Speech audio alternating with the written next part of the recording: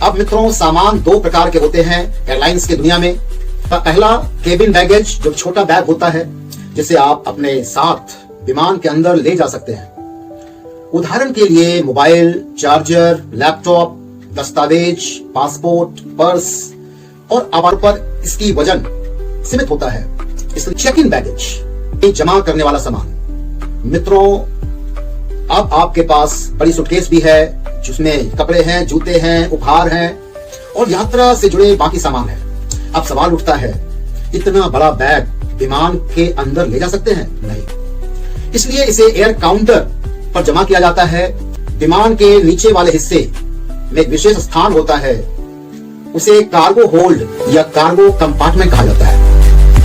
यही वो जगह है जहां यात्रियों के बड़े बैग को सुरक्षित रखा, इसलिए सब सारे सामान को कार्गो होल्ड में रखा जाता है। आमतौर पर 15 से 30 किलो सामान आपका चेक इन बैगेज में माना जाता है।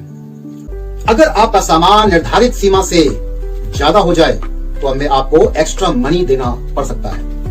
वर्ड नंबर 13, बैगेज टैग, सामान पहचान चिन्ह, सामान पहचान टैग भी कह सकते हैं। जब आप अपने चेक इन लगेज को एयरलाइंस को सौंपते हैं तो एयरलाइंस की कर्मचारी एक विशेष टैग लगाता है, उसे कहते हैं लगेज टैग। यही टैग आपकी सामान की पहचान होती है, जिसमें फ्लाइट नंबर और आवश्यक जानकारी दर्ज होती है।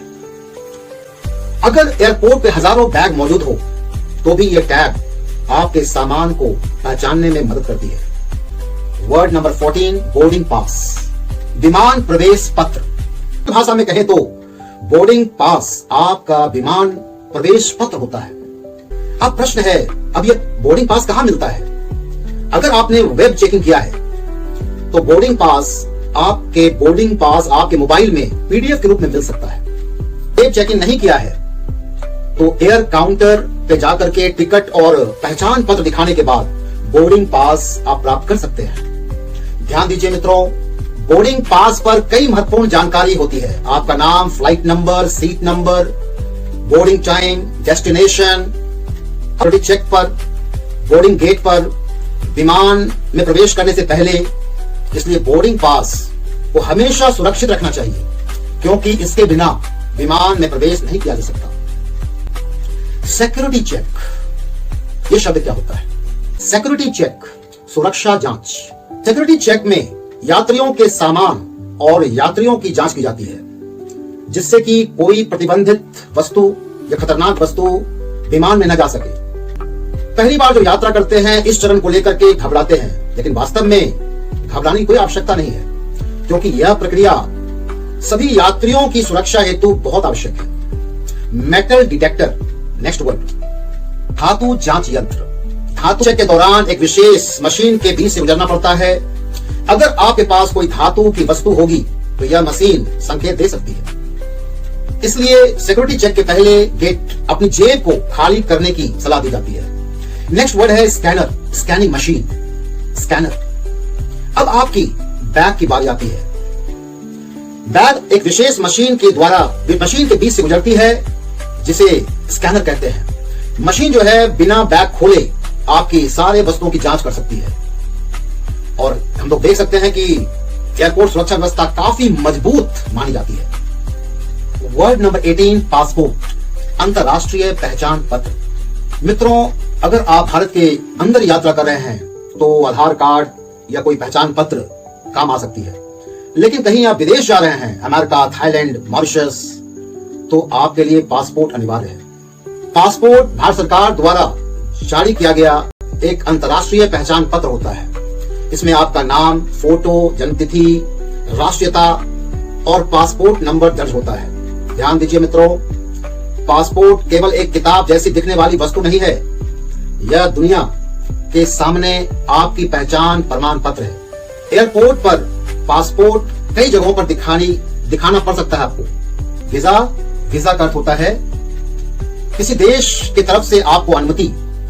सिर्फ पासपोर्ट होने पर आप किसी देश में प्रवेश नहीं कर सकते हैं, वीजा होना जरूरी है। उस देश का आधिकारिक अनुमति होती है।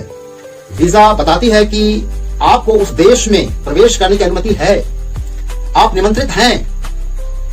उदाहरण के लिए पासपोर्ट आपकी पहचान है, लेकिन वीजा उस देश का निमंत्रण या अनुमति पत्र है। वर्ड नंबर 20, इमिग्रेशन, आव्रजन जांच, एक सरकारी प्रक्रिया है जिसमें आपकी पहचान और यात्रा की उद्देश्य की जांच की जाती है। अधिकारी जानना चाहते हैं आप कौन हैं, आप किस देश के नागरिक हैं, आप कहां जा रहे हैं, क्यों जा रहे हैं, कितने दिनों के लिए जा रहे हैं। उदाहरण के लिए अगर आप घूमने जा रहे हैं तो आपका उद्देश्य टूरिज्म है। अगर आप पढ़ाई के लिए जा रहे हैं तो आपका उद्देश्य एजुकेशन है, और अगर नौकरी के लिए जा रहे हैं तो एम्प्लॉयमेंट आपका उद्देश्य है।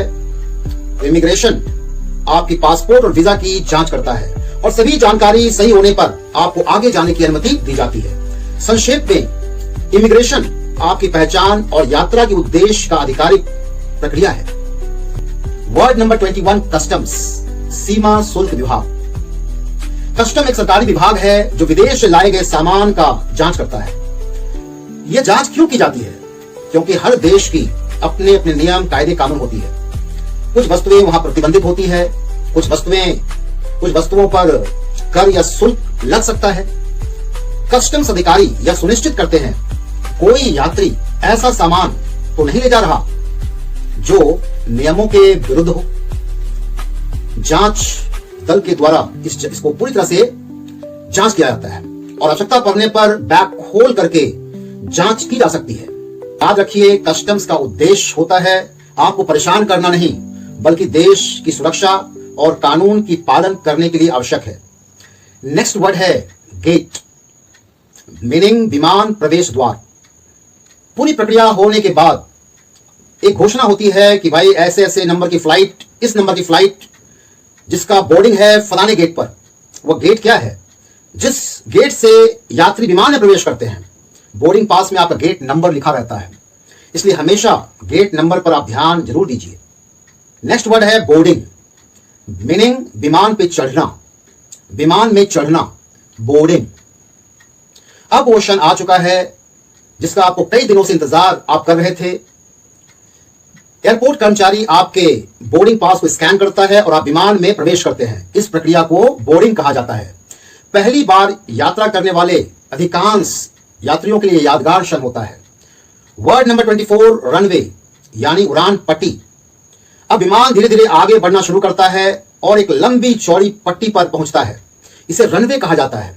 रनवे विशेष रूप से विमान उड़ान भरने हेतु या लैंड करने हेतु बनाया जाता है। यहीं से वास्तव में उड़ान शुरू होती है। टेक ऑफ, नेक्स्ट वर्ड, उड़ान भरना। मित्रों, अब रनवे पर विमान दौड़ रहा है, गति बढ़ रही है, इंजन की आवाज तेज हो रही है और अचानक विमान जमीन को छोड़ देता है। उसी क्षण को टेक ऑफ कहा जाता है। यही वह पल होता है जब कई यात्रियों का सपना सच होता है। खिड़की से बाहर बादल दिखाई पड़ते हैं और मन में एक अलग सी खुशी होती है, क्योंकि अब आप सचमुच आसमान में हैं। मित्रों, आज आपने 25 अंग्रेजी शब्द ही नहीं सीखे, आपने आज पूरी हवाई यात्रा को समझा है। फ्लाइट से लेकर के टेक ऑफ तक, एयरपोर्ट से लेकर इमिग्रेशन तक और बोर्डिंग पास से लेकर के टर्मिनल तक। मैं चाहता हूं कि इस वीडियो से केवल वोकैबुलरी लेकर आप नहीं जाएं, आप एक सोच लेकर जाएं। एक समय था जब हवाई अड्डा पर हवाई यात्रा कुछ लोगों तक ही सीमित मानी जाती थी, लेकिन आज दुनिया बदल चुकी है। छोटे गांव का छात्र, किसी कस्बे का शिक्षक, किसी किसान का बेटा और किसी साधारण परिवार की युवा दुनिया किसी भी कोने में जाकर के काम कर सकते हैं, पहुंच सकते हैं। याद रखिए, हर अनुभवी यात्री कभी न कभी विमान में पहली बार चढ़ा था। मित्रों, ये वीडियो आप अभी घर बैठे देख रहे हैं, ये कौन जानता है आप किसी दुनिया किसी बड़े देश में किसी दिन आप अपने पांव वहां जमाएंगे, वहां विजिट करेंगे। इसलिए उड़ान भरते रहिए, अपने आप को छोटा कभी मत समझिए। अगर ये वीडियो आपको अच्छी लगी हो, उपयोगी लगी हो, तो अपने मित्रों और परिवार के साथ अवश्य साझा कीजिए और कमेंट में एक बार जरूर लिखिए, एक दिन सारी दुनिया का सैर करूंगा। मैं हूं आपका मित्र विधान कृष्णा और आप देख रहे थे विधान इंग्लिश मोटिवेशन। और फिर मिलते हैं एक नई वीडियो में। तब तक सीखते रहिए, मुस्कुराते रहिए और अपने सपनों को उड़ान देते रहिए। जय हिंद दोस्तों, धन्यवाद।